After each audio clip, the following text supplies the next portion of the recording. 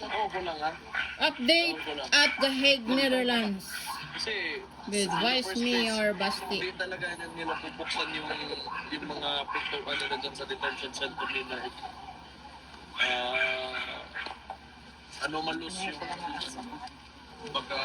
pagkakakuha ng tao sa pagpasok dyan. May mga irregularities. Irregularities. So yeah, masaya naman ang good. Ito sa health ni tatay. Ha? Ano pa yung health ni tatay? Yung health niya, Asa? kung may mga 80-year-old kayo na mga nanay o tatay na lolo o lola, tapos ilagay niyo sa detention center na walang kasama. Ganon yung kalagayan nila. So you just imagine, you put the 80-year-old Predatory Action Vlogs. YouTube channel. clear reason, then that would be the state of that individual. So, may ano talaga yan. It will affect you. Imposible. Kahit sino naman siguro. Even kahit mga bata. Pag nilagay ka dyan tapos walang ayos na Maganda ang reception. so kayo, may mga ano man kayo, mga magulang kayo na 80 years old, grandfather and grandmother. Kamusta po yung pagkain namin? Hindi ko alam talaga. Siyempre, sinasabi niya naman mas makain siya. So, pero, you can just, imagine, gamitin niyo lang imaginasyon niyo, then you would probably, somehow get an idea of how someone would feel na pinasok yung tao. Hindi, walang ano eh. Kasi supposedly, it was supposed to dadaan siya ng local courts. Walang sinunod na Protocol. na proper procedure.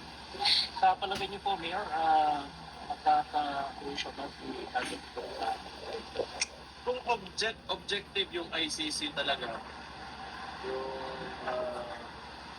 ano natin, argument on jurisdiction, what else? Yun, yung extraordinary rendition niya. Kung talagang objective yung ICC, sigurado yan, 100%. Kasi in the first place, mali na yung pagkakakuha niya. Illegal. Kidnapping. Yeah, kung objective. But like I said, may pakiramdam ako na, kasi nga, why would they open their doors in the first place kung alam nila it's a high-profile case. And it was before the elections in the Philippines. That's right. Diba? Yun yung ano dyan eh. Binayaran ng mga Kailangan natin Utangin na. ma-realize. So, manghilak mo. Kasama natin dito.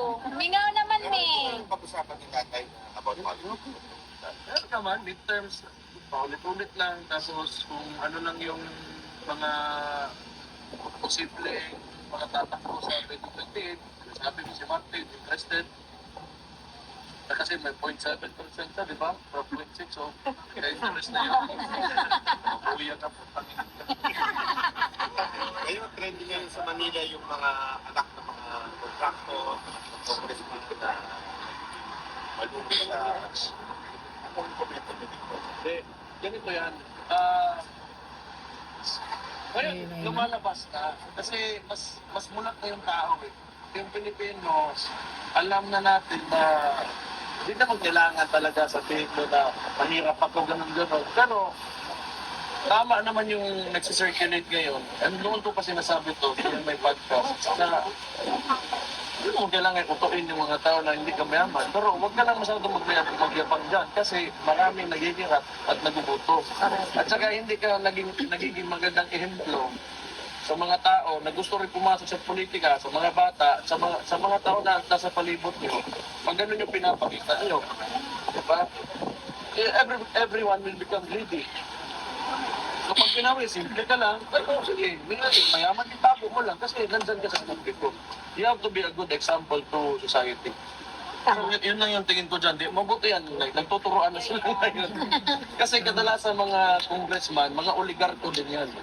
So mga congressman, sa mga lugar nila, yan yung mga malalaking lupain, monopolize yung mga negosyo, mga mall, mga grocery. Sila may tagihan at ano. So, kaya nagtuturoan na yan ngayon na yan.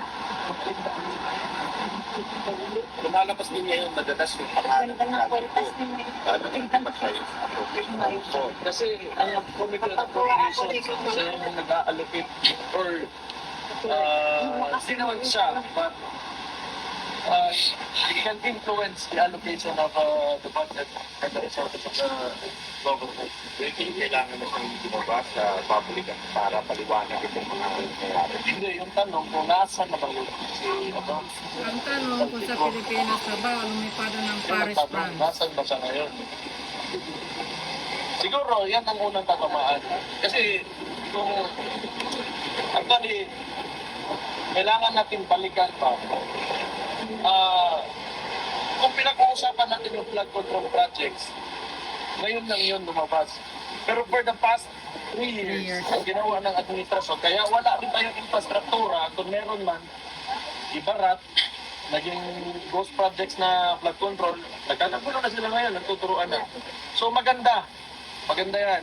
Pero tandaan natin, anong ginawa nila sa pera for the past 3 Sige, years? pasok ka doon. Yung zinto na binenta, yung Magkano propiedad, Diba, aeroplano, kailangan pa nila salakyan. sumagot sa Korte Suprema at lagi namang napupuspon at tumubog. Ngayon, nandito lang tayo sa flood control projects kasi nagiging platform din for, I think, aspiring politicians that will run for the 2028 elections, but dapat lahatin natin yun. Hindi lang yung flood control projects.